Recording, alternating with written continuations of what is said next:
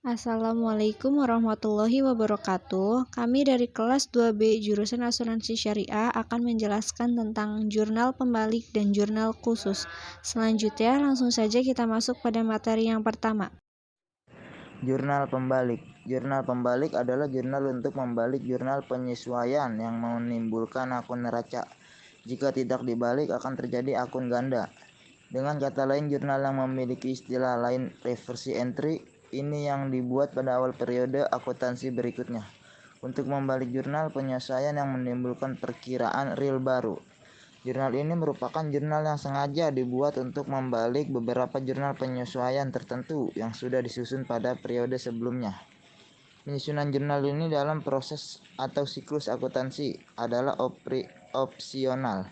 Artinya kita boleh membuat dan kita juga boleh tidak membuat jurnal pembalik. Fungsi jurnal pembalik. Adapun fungsi jurnal dibuatnya antara lain untuk 1. Mempermudah pencatatan transaksi pada awal periode akuntansi yang baru, terutama yang berhubungan dengan ayat jurnal penyesuaian. 2. Menyederhanakan penyusunan jurnal pada periode akuntansi berikutnya. Jurnal pembalik dapat memberikan manfaat bila perusahaan membuat ayat jurnal yang jumlahnya banyak. 3. Menimbulkan kesalahan atau kekeliruan yang mungkin bisa terjadi, seperti menghindari pengakuan biaya atau pendapatan yang double karena penyusunan ayat jurnal penyesuaian. 4. Menghindari terjadinya double entry atau pencatatan berganda pada periode selanjutnya. Manfaat jurnal pembalik. 1. Jurnal pembalik berguna untuk meminimalisir suatu kesalahan atau keliruan dalam pencatatan yang mungkin dapat terjadi, misalnya menghindari pendapatan dan biaya yang sama atau berganda dalam penyusunan ayat jurnal penyesuaian. 2. Dapat mempermudah pencatatan transaksi di awal periode akuntansi dan juga akan berhubungan dengan ayat jurnal penyesuaian.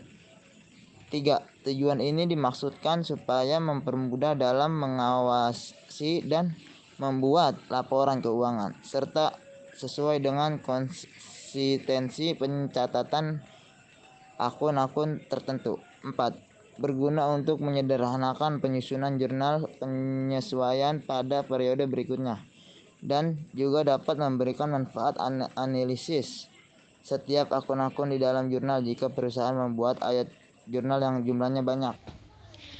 Akun yang termasuk jurnal pembalik. 1. Akun beban yang masih harus dibayar. Untuk akun beban yang masih harus dibayar atau dikeluarkan pada akhir periode perusahaan, sehingga akun beban dapat berlanjut pada periode akuntansi berikutnya. Kedua, akun beban yang dibayar di muka atau tercatat pada beban. Pada beban yang masih dibayar di muka, belum dicatat pada akun beban namun sudah dibayarkan pada periode tersebut, beban dibayar di muka ini biasanya terjadi membayar transaksi pengeluaran perusahaan pada periode tertentu. 3. Akun pendapatan yang masih akan diterima. Pada pendapatan yang masih akan diterima, biasanya akun ini akan dicatat sebagai akun pendapatan. Namun sayangnya pendapatan tersebut belum diketahui sepenuhnya sebagai pendapatan karena beberapa alasan perusahaan. Keempat, akun pendapatan yang diterima di muka atau tercatat pada pendapatan. Akun pada pendapatan diterima di muka ini biasanya harus diterima perusahaan pada awal transaksi, namun pembayaran tersebut belum dilakukan oleh pembeli atau customer. Biasanya perusahaan menggunakan metode pendekatan neraca karena mencatat uang masuk sebagai pendapatan diterima di muka. Untuk transaksi yang tercatat sebagai pendapatan jika pekerjaan yang diminta oleh pelanggan sudah selesai. Kelima, akun beban pemakaian atas perlengkapan atau tercatat pada beban. Untuk akun beban atas pemakaian perlengkapan akan tercatat pada akun beban. Biasanya perlengkapan ini digunakan secara terus-menerus oleh perusahaan. Setelah itu, perlengkapan akan dicatat sebagai beban dalam ayat jurnal penyesuaian. Contoh jurnal pembalik. Akun beban dibayar di muka. Sebagai contoh, PT Sukses pada 1 Januari 2018 dibayarkan uang sewa untuk 1 tahun sebesar 6 juta rupiah. Dicatat pada jurnalnya adalah sebagai berikut. Jurnal penyesuaian. Sewa dibayar di muka pada debit sebesar 6 juta rupiah terhadap beban sewa kredit sebesar 6 juta rupiah. Jurnal pembalik dari transaksi di atas adalah sebagai berikut. beban sewa kepada debit sebesar 6 juta terhadap sewa dibayar di muka kepada kredit sebesar 6 juta. Jurnal khusus adalah semua jurnal terkecuali untuk jurnal umum. Jurnal-jurnal ini digunakan untuk mencatat jenis-jenis transaksi tertentu yang berisi informasi penting. Pencatatan dalam jurnal khusus dilakukan agar catatan tersebut tidak memenuhi buku besar dengan cepat. Meskipun nantinya jumlah total dalam jurnal-jurnal khusus ini secara berkala dimasukkan ke buku besar umum dalam bentuk ringkasan secara berkala. Jurnal khusus juga bertindak sebagai alat pemantauan untuk organisasi bisnis. Jurnal-jurnal ini mengurangi kemungkinan perubahan dalam catatan akuntansi karena entry-entry di dalamnya dibuat dalam urutan kronologis. Dalam jurnal khusus, ada 4 jenis jurnal khusus yang perlu kamu tahu dalam berbisnis. 1. Jurnal khusus pembelian. Jurnal pembelian adalah jurnal untuk mencatat semua jenis pembelian. Jenis yang termasuk ke jurnal pembelian ini seperti pembelian barang dagang secara kredit, pembelian perlengkapan dan peralatan serta aktiva lain yang dibeli secara kredit.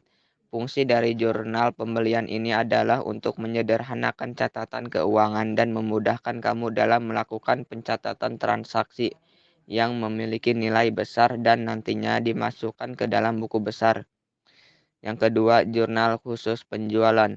Jurnal penjualan bisa kamu gunakan untuk mencatat semua transaksi penjualan secara kredit. Jadi, pada jurnal ini, informasi yang disimpan berkaitan dengan ringkasan faktur yang nantinya diberikan ke pelanggan kamu. Transaksi yang dicatat pada jurnal penjualan dilakukan setiap transaksi per hari lalu disederhanakan untuk nantinya diposting ke buku besar di akhir periode. Yang ketiga, jurnal penerimaan kas. Jurnal penerimaan kas ini dapat kamu gunakan untuk mencatat semua transaksi yang berkaitan dengan penerimaan uang. Jika sebelumnya jurnal dilakukan pencatatan di sisi kredit, sedangkan penerimaan kas ini memiliki fungsi untuk transaksi secara tunai. Transaksi yang biasanya dicatat pada penerimaan kas adalah penjualan secara tunai, penerimaan pendapatan, retur pembelian secara tunai, dan pelunasan utang yang diterima. Yang keempat, jurnal pengeluaran kas. Sedangkan jurnal pengeluaran kas memiliki fungsi sebagai pencatatan semua transaksi yang berkaitan dengan pengeluaran uang. Biasanya, jurnal ini mencatat secara terperinci terkait transaksi secara tunai. Manfaat jurnal khusus. Jadi ada beberapa manfaat dari penggunaan jurnal khusus, antara lain yang pertama, adanya spesialisasi pekerjaan. Pembagian jurnal khusus ke dalam 4 jenis transaksi akan memunculkan adanya spesialisasi dalam pencatatan sehingga tentunya hasil yang didapatkan lebih baik. Yang kedua, memudahkan pemeriksaan yang dilakukan secara berkala. Dengan adanya jurnal khusus, pemeriksaan transaksi keuangan sejenis yang telah banyak tercatat dalam perusahaan akan dibukukan secara ringkas dan praktis pada satu jurnal. Nah, tentunya ini akan memberikan kemudahan bagi auditor internal maupun eksternal untuk melakukan pemeriksaan yang dilakukan secara berkala. Yang ketiga, mempercepat proses data transaksi. Dengan adanya jurnal khusus, tentunya akan terjadi pengelompokan data, maka pemrosesan laporan keuangan bisa lebih cepat terjadi. Contohnya, ketika ada 100 transaksi sejenis, jika dicatat pada jurnal umum, maka tetap akan dicatat dan dikelompokkan sebanyak 100 kali juga. Nah, sedangkan dalam jurnal khusus hanya perlu mengelompokkan datanya 1 kali saja berdasarkan jenis akun. Yang keempat, mempermudah proses pempostingan ke buku besar. Dengan adanya jurnal khusus, proses pempostingan data ke buku besar dapat dilakukan secara berkala dengan lebih praktis dan mudah.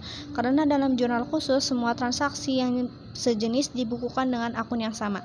Contoh jurnal khusus pembelian. Kini sebagai contoh jurnal khusus pembelian, ada transaksi perusahaan dagang sukses Kemilau bulan April 2020 yang berhubungan dengan pembelian secara kredit. Pada tanggal 9 April dibeli secara kredit dari toko Gunung perlengkapan toko seharga 150.000. Pada tanggal 18 April dibeli secara kredit dari toko mewah perlengkapan toko seharga 300.000. Seperti keterangan di atas, maka Anda perlu mengetahui cara membuat jurnal khusus melalui contoh jurnal khusus pembelian. Contoh jurnal khusus pembelian periode April 2020. tanggal 9 dan 18, keterangan toko gunung dan toko mewah. Debit 150.000 dan 300.000, kredit 150.000 dan 300.000.